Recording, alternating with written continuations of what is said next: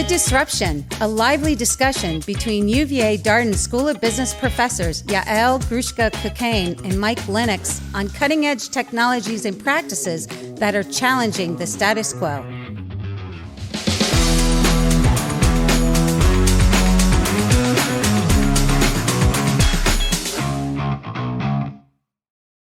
Good afternoon, Mike. How are you? I am doing real well. How are you doing, Yael? I am great. I'm excited to talk to you about our next topic because it's a buzzword in and of itself. NFTs, non-fungible tokens.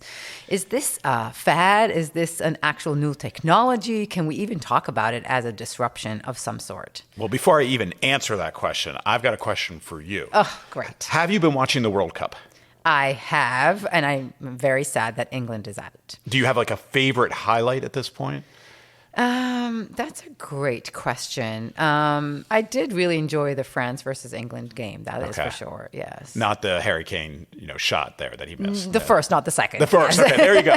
Well, the reason, for me, I will say I am, after the U.S. left, I've been following Messi in Argentina, and he had that incredible pass in his last game there. The reason I bring this up is, do you know you can own that highlight, or at least have a ownership claim on that highlight?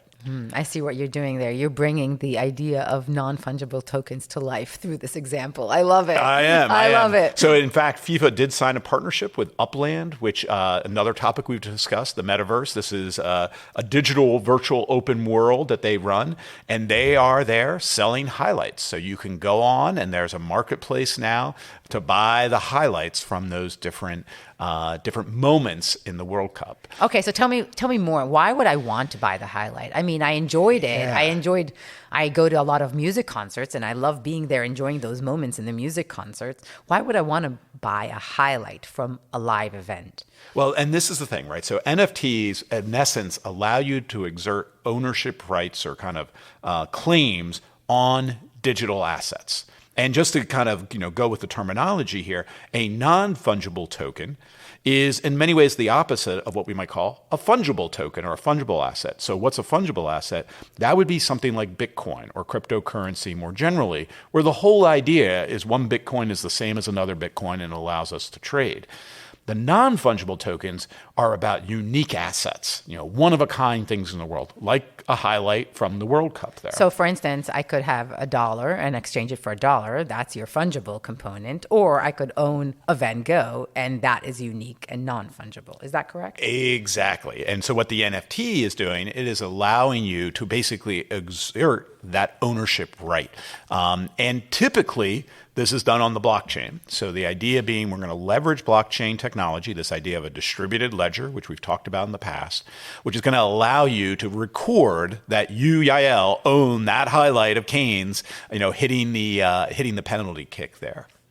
That is fascinating. And you mentioned earlier on that the partnership was related with a company that's active in the metaverse. Do we need to be in the metaverse to benefit from this? Like only people that have some kind of presence in some kind of world out there online would care about these assets? Not at all. I think this could be for really, again, anything where there's a digital representation of an asset.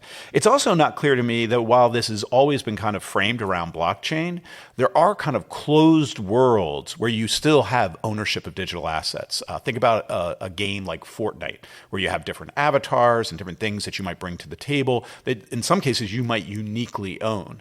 What the blockchain starts to do is allow you to transfer those assets into other applications and other parts of, the internet, if you will. So it doesn't have to be in the metaverse. It's just simply this idea of exerting digital ownership. So let me just give you a sense, by the way, of whether this thing is real. Right now, NFT sales volume is upwards of $41 billion. There's been 122 million transactions and over 7.8 million buyers just on one platform alone. So this is getting big, as you can imagine here. We've talked about crypto on our podcast. We've talked about blockchain. Is this something different? Is this something fundamentally new, or is it building on the same technologies? I think a lot of people are viewing these things as kind of bundled together in what we might call Web3, that we've, again, talked about in our podcast on the metaverse here. But I think it's unique enough and distinctive enough that we can view it, again, separate from these other trends and these other technologies. If you think about one of the examples like NBA Top Shot, which is a very popular exchange for NBA highlights. So kind of sticking with our theme with the World Cup here. So you can literally, purchase a highlight that you quote unquote own. Now, what strikes me as interesting about NBA Top Shot, they are not giving you the copyright to the highlight. So in other words, if someone else shows that video, you do not have any ownership claim. Now, there's no reason you couldn't have that though. So there are absolutely digital assets out there where you could exert ownership rights in assets. Top Shot does not do that. So the question resides, like, why would you pay for this? Exactly. Then, right? Exactly. But I think the way to think about this is look at some comparables here, right? So let me give you first some numbers here on the NFT world, and then I'm going to give you some comparables. So in March 2021, probably one of the ones that attracted the most attention was a sale by the digital artist Beeple, who sold his work for over $69 million. Digital artifacts, again, these are digital imaging. That was one of the big early success stories. Absolutely, absolutely. And, my own perspective is selling artwork is a viable market. I don't know about your taste. Have you ever seen what Beeple has done, like cat pictures and stuff? Yeah. I'm not quite convinced that I would pay that money, but, hey. My daughter might. Right, everybody has their own taste, so that's one. Twitter's Jack Dorsey, the founder and former CEO, sold his first ever tweet, which was just setting up my Twitter, for $2.9 million. So somebody paid $2.9 million to own, again, that digital artifact. And then probably my all-time favorite here is the Bored Apes Yacht Club, which is a limited set of cartoon renderings of apes with different combinations of hats and scarves and looks and expressions. Some are more rare than others, some combinations. So there is an active market to purchase the rights to these Bored Apes. And the market was, at least back in January, valued over $1 billion for just this limited edition Bored Apes Yacht Club. The highest ones were fetching over $2 million each. So there's a market there, even for something like cartoon drawings of apes. Now, maybe not. It reminds me a little bit of comic books, right? Yeah. Is that a fair comparison to think about? People buy a lot of comic books. Some people invest more readily on very unique comic books and rare. Well, that's where I was going to go. Like, if we really think about comparables here, you mentioned artwork. So Leonardo da Vinci's Salvator Mundi sold for $450 million in 2017. Again, is it worth $450 million for a piece of artwork in your home? A 1911 Horace Wagner baseball card sold for over $6.6 million in 2021. Now, just a piece of paper. Right. It's been around for a while, but now selling for that. So you're moving from a Da Vinci to a card I'm and now go, to digital, right? Well, I'm going to go one more for you, which I find fascinating. Coin? No, yes. This is a Beanie Baby. There you go. There is an active market. Even though they were popular in the 90s, it's still out there. The Princess Diana Beanie Baby from 1997. You guess, how much could you buy that for? How much could it sell for? Oh man, I don't even know how to sit. Maybe hundreds of millions of dollars. Oh, well, okay, that's a little bit ridiculous there. Even that. But $500,000. Oh, $500,000, wow. $500,000 for a little toy Beanie Baby that was a limited edition from 1997 there. So I think it's a fair question. I mean, what do you think? Like, why do people value intangible assets like this? Well, it's interesting for folks that are active in those spaces. If somebody spends their time online and that's where they get their pride. If I don't have a wall physically like that I can hang my Rembrandt on, but if that's where I meet my social group is online, then why not own assets in that space? I can totally see it for those folks that have some kind of entity or some kind of identity and some kind of existence online. Yeah, I can imagine, bragging rights, right? Exactly. Like just being able to claim that you own either the physical artifact or the digital artifact has some value to people. We spend so much of our time on our phones and on our televisions and on our machines and devices looking at things out there, reading and observing things in the 2D space. Why not own important components in that space too.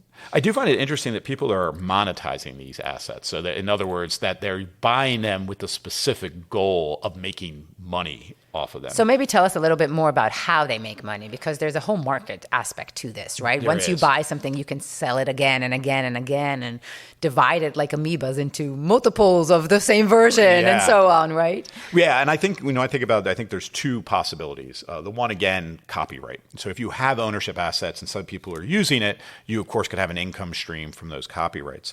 But I think what a lot of people are doing is they're just trading. In other words, they're hoping others will value it more in the future, and they'll be willing to pay for it. Which, again, if you think about artwork, that's exactly how artwork works, is that sometime in the future, someone might be willing to pay even more for that Van Gogh or that Da Vinci and the like. And in fact, all the examples that we provided, be those baseball cards or comic books or works of art, are similar in nature. You buy them with the idea that later you'll trade them in order to get something else. And I think at the heart of it is you need demand plus scarcity, right? This is Econ 101 here. It's the scarcity, and of course you have to have some demand for it that ultimately starts to drive its value. I do think it's interesting that we're seeing some of these just appear for almost brand management. So there's a lot of companies who are getting into this now. McDonald's offered a series of NFTs around the McRib sandwich, and people were eager to buy, unique digital rights to certain McRib elements here, like videos and images from that there. You can think about avatars, right? So that ability to uniquely express your identity. The Bored Apes Yacht Club, in part, people are using them for their Twitter handle or for other social media properties. And again, that scarcity, that uniqueness. They own the rights. They can use those images to represent them. Exactly. The other thing I think that's kind of interesting is in some of these cases, they're building additional opportunities on top of that. So one of the things, again, the Bored Apes Yacht Club did is they had a whole bunch of celebrities who were members, and then they'd have members-only events. So only those who owned a Bored Ape was allowed to participate in those events. And hey, Steph Curry or Jimmy Fallon, they're going to be part of this. Maybe you will see them in that digital environment there. Yeah, and I can see that they need strong partnerships to accomplish that. I've heard of a company called Parity that we work with that promotes female athletes and the marketing of female athletes. And they've invested in NFTs that also come with some in-person experience or some access to a unique event or a unique online activity that brings the athlete to those fans who purchase the NFT. So indeed, as you say, bundling not only the online asset, but with something a little bit more tangible. So some experiential kind of component. Now, of course, we're talking a lot about memorabilia and tradables, but there's a vision here for these NFTs that goes really far beyond this. It's really about how do we assert digital ownership over data more broadly. So I'd like to phone a friend, as we always like to do. I'm excited. And I want to bring in a colleague of ours, Dennie Kim, who's on the faculty here at Darden.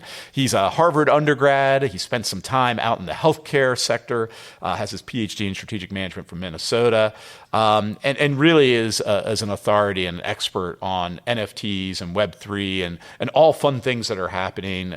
He's a little younger than us, so he's more attuned to these things than maybe you and I, Yael. Though we of course try to keep up on all these things. We're as hip as it comes. Yes. My son would not agree, but that's okay. So Dennie, are you there? Hi, Mike. Hi, Yael. Thanks for having me. Hey, Dennie. Absolutely. We're so excited to have you. So I want to start with a story because I know for a fact that you have been an active owner and trader in the Bored Apes Yacht Club. So can you just tell us a little bit about the story of how you got into this? How did you hear about it early on, and kind of where do things stand now? Yeah, oh boy. That's still remember April 30th of last year. That was a really long sleepless night. I remember that launch experience very vividly, but it actually started with one of the other products that you were talking about, NBA Top Shot. I had learned about NBA Top Shot from a friend, and as an avid basketball fan, someone who grew up collecting, buying, selling, trading basketball cards with friends, we were kind of in the depths of COVID lockdown, and the packs were something like $8 or $10 each. So it was a kind of a novelty, but I thought, what the hell? And so my friends and I and my partner as well, like, we just had a good time opening up these packs, seeing if we got any LeBron Jameses, which, at the time, last January, February, that Top Shot market was just ballooning. And so I started to get a little bit more interested in what was going on with the NFTs, because in addition to these sorts of ridiculous valuations, there seemed to be a lot of momentum coming from just the business world about what are these things and building products around the NFT technology. And I found out that the way to really keep up to date with the news in this space was through Twitter. And so as it happens, April 30th, again, in the depths of lockdown, it was a Friday night. I wasn't doing anything. I was sitting at home on the TV and scrolling through the Twitter timeline, and I see these folks posting images of these apes. And by this point, I had explored a little bit of NFTs outside of the Top Shot ecosystem, and I knew enough about what had happened with GameStop recently too. And in that subculture, there was this language of calling one another apes, and so there was a sort of cultural significance there. And I thought the artwork looked kind of interesting, so I decided to get one. That led to getting two more. And then as I started to see what was happening that evening, more and more momentum started to build. And all of a sudden, there were 9,000 out of 10,000 remaining. An hour later, it was down to 5. Wow. And it just kept escalating. So thought, you know what, why not? So I cashed out a couple of crypto. I had some investments in crypto, and I cashed out the rest and bought about 14 that evening. And I remember just going to bed around 5 a.m. thinking, how am I going to explain this to my girlfriend? That I had just spent $5,000 on pictures of monkeys. And yeah, that's sort of how it began. What have you done with them since? Well, sadly, most of them, 11 of them. So then I bought one more the next morning. So I had 15 at first. The vast majority, 11 of them, I sold well before they, I had made a little bit of money on the initial purchase, but sold them below 1 Ether, which I think at the time might have been valued at around $2,000 or $2,500 US. I still have 4, including the first one that I ever minted, which is sort of the parlance for when you create NFTs for the first time from their smart contract, which is a sort of blockchain lingo for the computer program that sort of births these tokens. I still have that first one. That's sort of my primary Web3 avatar, as you all were talking about at the beginning here. So I have those 4, and I sort of am just holding to see what will become of them. We typically talk here about disruptions, like the technologies that we like to engage in on each episode is some kind of disruption of some sort. Can you tell us more in your mind, like who's being disrupted or what industry is being disrupted by the NFTs? Yeah, that's such a great question. And I was just listening to the episode you did on personalized health. And I remember Mike and I were chatting briefly in the hall. Just my initial interest in NFTs and blockchain, period, was from the healthcare side. I come from, working, and I continue to do research in the healthcare industry, but I was always interested from a medical records perspective, because in many countries, but most notably the US, where I spent all of my life being a patient and most of my career sort of studying, we have a really big issue with access to our medical records. I don't know where my medical records are. I certainly don't feel like I own them, though in principle I feel like I should.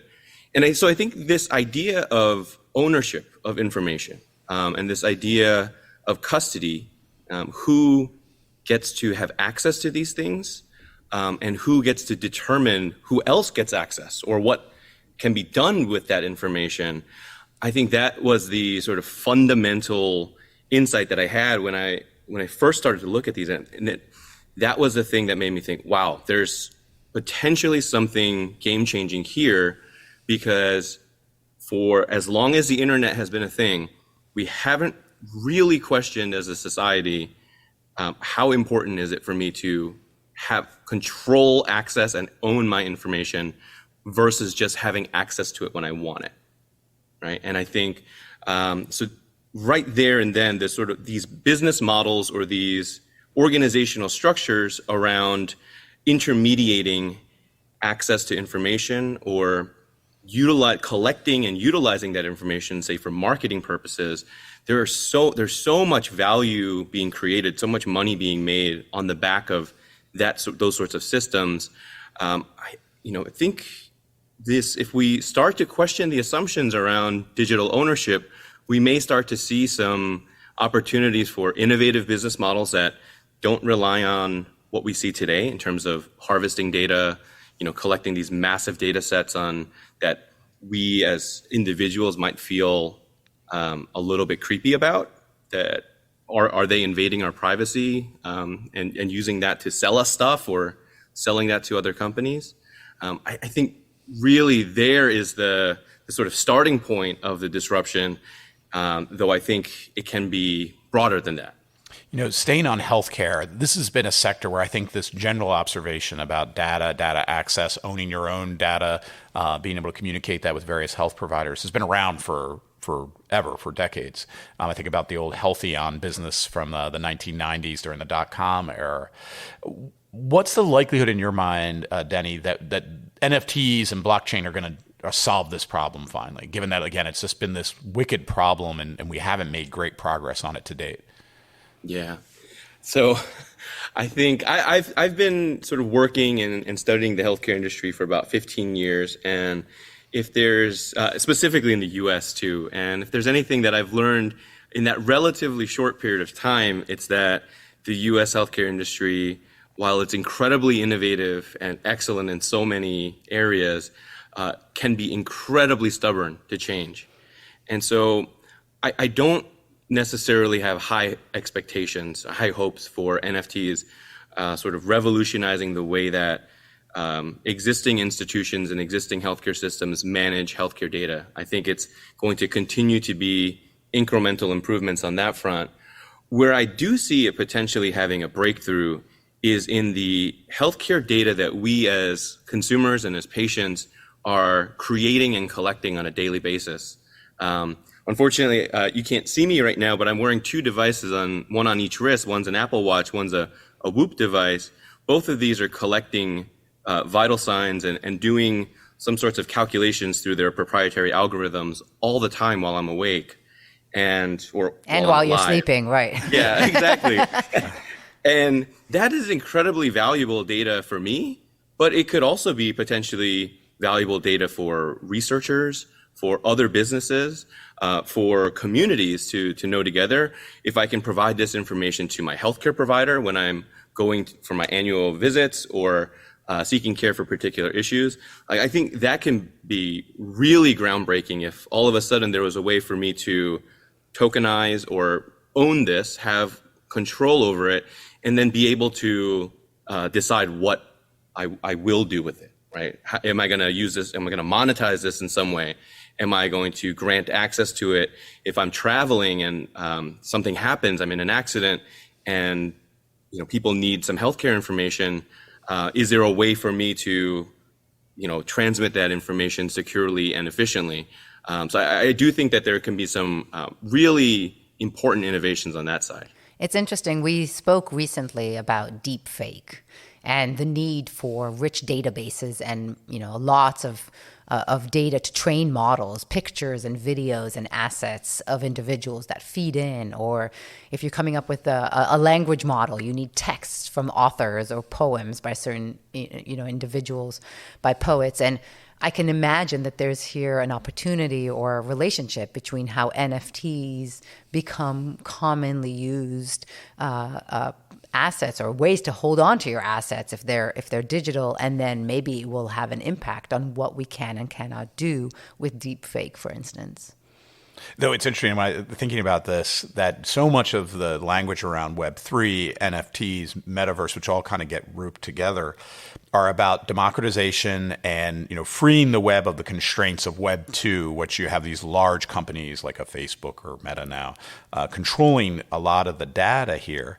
Yet, is it right to think that if we start to give explicit digital ownership to that data, I'm not sure some of these AI bots would have the data to train. That's my point, right? You have to get millions of people to approve the access to their data. So do we lose something in an NFT world? If Simon Cowell cannot, if he owns all of his assets and every single video of Simon Cowell out there is owned by him, nobody can create a robot that sings the way that he hypothetically could. I still question what the real value of that. But again, there's markets out here I don't quite understand. So the market. I don't know if the world is going to be that much worse off without that technology in particular. Hey, there are worse things. But thoughts on this, Denny? This balance between kind of privatization and ownership that NFTs actually allow us to do versus what you sometimes see, this idealized version of the web and the internet where data is free and flowing and anyone can grab it. Yeah, I think this is really and listening to your previous discussions as well on cryptocurrency and the metaverse, and I think this is where the NFTs, blockchain tech, Web3 as a whole has so much room to grow, right? This is still such an early stage.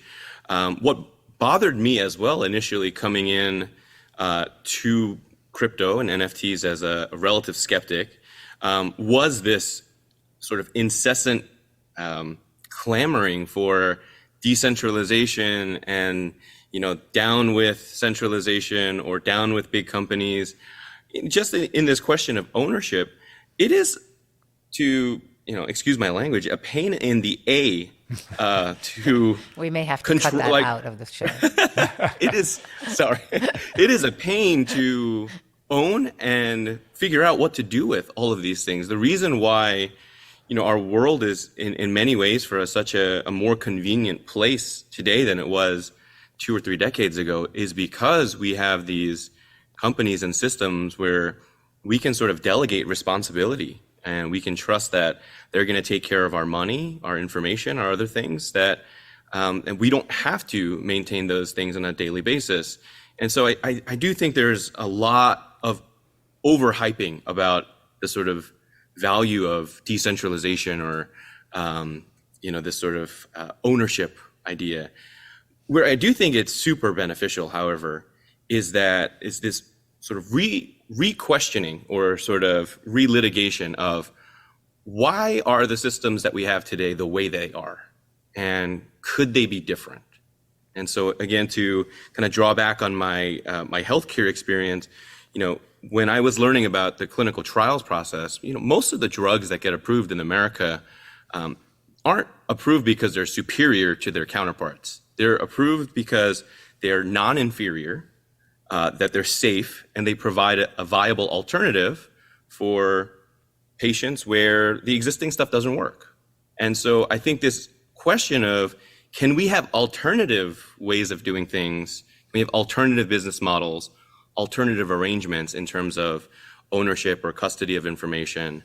I think that's a really important question that's being asked in the sort of Web3 and broader technology space right now that I hope will give rise to business model innovation moving forward. It makes me think, a lot of this is often framed around questions of equity and, again, owning your own data so others aren't capitalizing on it. Do you worry at all about creating markets, though, that don't currently exist for data that then allow people to sell their data? So it's one thing if we're trading, highlights from the NBA. It's another thing where I'm being incentivized by some health providers or others, insurance companies and the like, to provide my health data. Any worries that those with means can avoid selling their data, but those others might actually view this as an income stream and be incentivized to, again, sell their data to other parties? Yeah, no, I think that's absolutely a valid concern. Even with Web3 or cryptocurrencies, more broadly speaking, when folks talk about the democratization, I think some people maybe sort of misconstrue that as meaning that it's going to be like a socialist society. it is decidedly not that. I think the democratization is more in, if I wanted to invest in an early stage company through their initial coin offering or some sort of other vehicle, if I wanted to contribute funds to a particular cause through cryptocurrency, that anyone with an internet connection could in theory do so, that there wouldn't be certain regulations or other sorts of information asymmetries beyond, just finding out on Twitter or Discord or from a friend to prevent you from doing so. But I think you're absolutely right. There is certainly a risk that right now it is history repeating itself, right? I mean, there's so much venture capital money fueling Web3. It's 100% of the winners from the last round reinvesting in what they think is going to be the next round. And it's sometimes we wonder, is it just a foregone conclusion because they've invested so many billions of dollars into this? Are they just shaping the world, in a way that's going to make them even more money in the long run? Which is where I think it's really important for us at business schools, and I think for just the general public to be more aware of these things. And because one of the, it is very true that the Web3 space right now, unlike the previous iteration of the internet, is far more global. It's far more connected because of the infrastructure that we do have. And it's way easier for an average Joe to have their voice be heard now than it is, a decade or two ago. It strikes me, of course, when we have things like qualified investors for, private equity and larger, dollar sum investments. We don't have that in this world, right? And so if I want to spend $1.8 billion or $1 million on a Bored Ape, that's my prerogative, I think. I don't think we have any kind of constraints or regulation on that. Other than a spouse, maybe, yeah. Yeah. and so it does, the downsides are, dare I say, we're creating a global gambling environment in some of these NFT exchanges where they're trading. Yeah, buyer beware here about the money you're spending on these. And again, this goes to more if you're viewing this as an income stream versus the more intrinsic value of owning these assets. Yeah, my question that follows that is we've seen crypto see its fair share of shocks in the recent few months, up and down, and some doubt as to Has it been up at all? I think it's been just kind of down. It got mostly down, yes. Yeah. Especially, we know that you're kind of a skeptic on that one, Mike. But so how does the NFT crowd, those who own assets, those who want to sell assets, how do they protect themselves from getting some of the negative effects of the other kind of adjacent industries? Yeah, I think this is a very complicated question. I think in terms of, the connections to crypto, that will always be there, at least right now, because for better or for worse, the vast majority of NFT trading is happening on very well-known, well-subscribed public blockchains like Ethereum, Polygon, Solana. And so with that activity, there is just, because you need the cryptocurrency to buy these things, there's going to be that sort of exposure to what happens in the crypto markets. It's been interesting, over the last 2 years, especially with the big boom in the NFT market as we saw last year.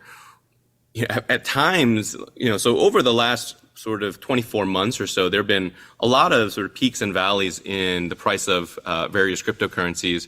And at one point, towards the end of last year, I recall, working with a former student to look at the NFT market alongside the price of the, top 3 or top 5 cryptocurrencies.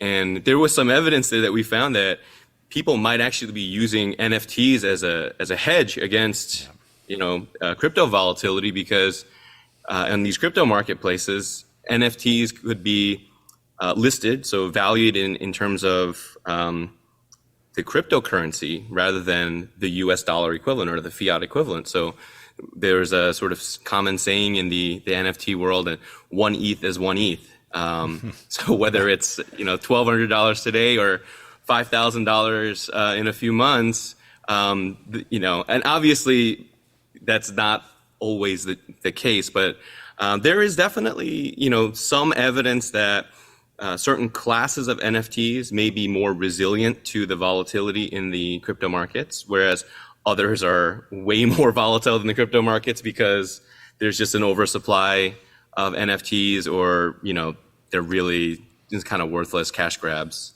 It strikes me that it's not too different than someone like buying real estate in the United States to hedge against currency risk. So rather than hold US dollars, I'm going to buy some real estate and hopefully that will hold its value. And of course, as you said, a dollar is a dollar.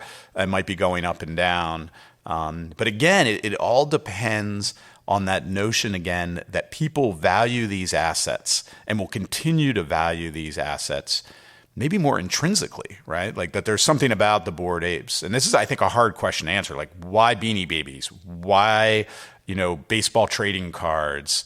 Any thoughts for us? Maybe this is the investment, part of the podcast here, Dennie, on how do What's the next thing? Right? Well, I was going to say more like, how can you tell, is there any way we can tell that a specific digital asset is going to have maybe longevity versus just this speculative bubble that I'm going to invest in it with the hope that it keeps going up? Any thoughts on that? So many thoughts on this. And I got to have the disclaimer, right? Not financial advice. You need to talk to SBK about that. He needs to listen to you on that advice. Oh, yes. Oh, boy. But no, I think this question is, from my perspective, so as someone who studies organizations, really is curious about culture and society. This is where NFTs really grabbed my brain, and then I think kind of grabbed my heart a little bit, because for me, one of the things that really gets me excited and interested about something is when I see people coming together, creating community, creating culture, figuring out ways to work together despite challenges. So that's, the focus of a lot of my research. And it's something that I was very surprised to see happening in NFTs. And so right around the time when the Bored Ape, when I got my first Bored Ape Yacht Club NFTs, I started saying to friends and anyone who would listen that there's something cultural going on here, that this is not just speculative investment. We're starting to get into,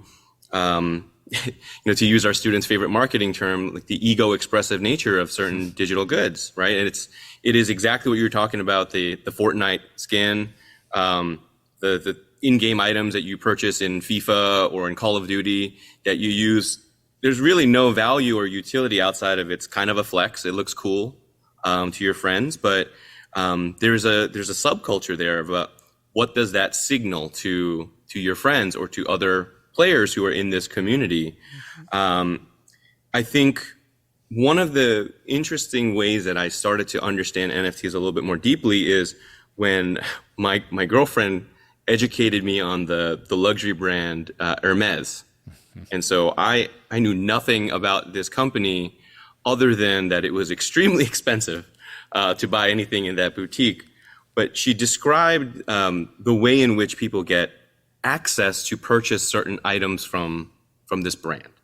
And so you apparently have to go to a particular retail location, register with them, develop a relationship with one or more of the salespeople there, and basically build up your track record of purchases, kind of establishing yourself as being worthy to access higher tiers of goods. And so I think the pinnacle for many people, particularly with Hermes products, is the Birkin bag, which from what I understand, it may be completely inaccurate now, but is, it's like a 5-figure purchase. So like $10,000 or so for a handbag. And the moment you purchase that bag, in theory, your investment could be worth, 50 to 100% more. That if you were to take that and then resell that because of, again, going back to your earlier points about scarcity, there's a really big market for those sorts of things. But again, like, what's the value? It's just the bag. It's leather. Maybe it's high quality leather. There's a design piece there, so that may have some intrinsic value. but is it worth 10 grand or 20 grand or whatever you're going to pay for it? Probably not. It's more, and as my girlfriend described it, it's more in people who know, like they see someone with that bag and they sort of like, they give each other the look or the nod. And I imagine, other sorts of, whether they be luxury retail goods or other sort of small signals that, we give to one another, have that same sort of effect. And that's sort of where my head has been at with NFTs. Mm-hmm. I think it's the cultural stuff that's going to have staying power. The stuff that, people use to identify themselves, but also to signal to others like, hey, I'm part of your group, or, I know what's up. That's so interesting. And Dennie, it's been fascinating to listen to you. I'm about to ask Mike, although I want to ask you a question before. I'm about to ask Mike something about the nature of the disruption and where he comes down in terms of good disruption, bad disruption, of no disruption at all.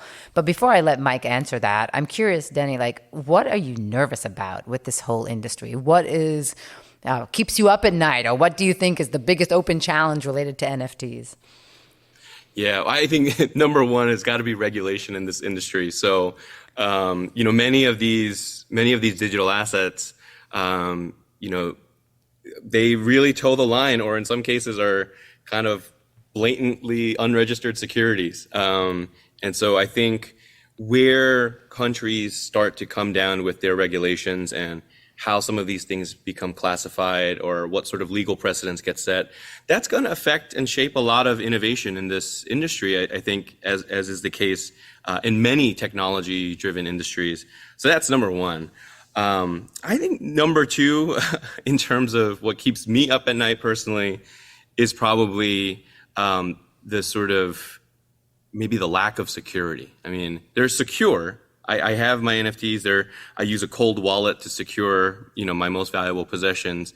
But every so often I'll have that dream that like, oh my God, I lost my ledger, or someone hacked my account because I clicked a malicious link stupidly, and that my wallet has been emptied. And I think, that's in some ways it speaks to the power, but also one of the important features of this technology is that right now there's no way to get those things back.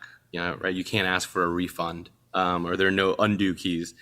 And so that's another thing with this technology that I think for it to become more widespread, that's either a really big learning curve for people to sort of understand and become facile with, or it's a way that we're an area where businesses are going to have to figure out, okay, how do we make this easier for the average person to use?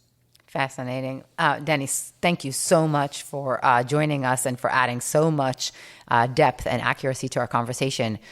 Mike, good, bad, or no disruption? So it's interesting. Coming into this conversation, I think these things are for real. I think they're going to continue to grow and be used.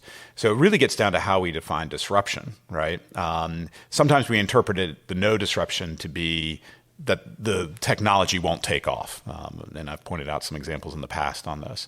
I think in this case, again, I think we will see adoption and proliferation of NFTs. The disruption piece is interesting to me because in so many ways to me, this is just a natural extension, as we've talked about repeatedly here, of exerting ownership rights over scarce assets. And so that's no different in the digital world, arguably, than it is in the physical world, with some caveats that Dennie has shared with us, and I agree with here. I think overall, though, I'm going to go down on good disruption. I think, again, this is going to help advance numerous new business models, numerous opportunities to kind of control data, to privatize it in some cases and give people more control.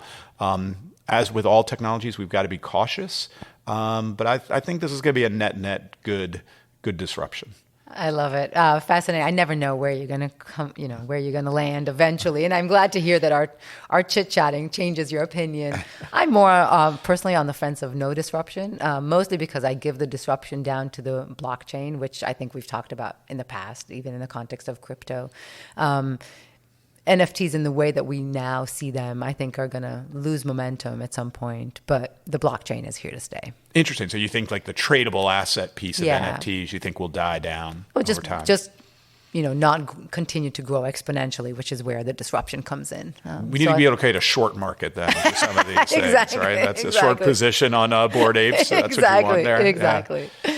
Well, thank you, Dennie. Thank you, Mike, for a great topic. All right. Well, everyone, thank you as always. And again, let's always thank our producer, Gary, and our chief researcher, Becky. Look forward to seeing you on our next podcast. We should buy Marky Mark's NFT for Before he knows it. I know. Okay, we'll do that.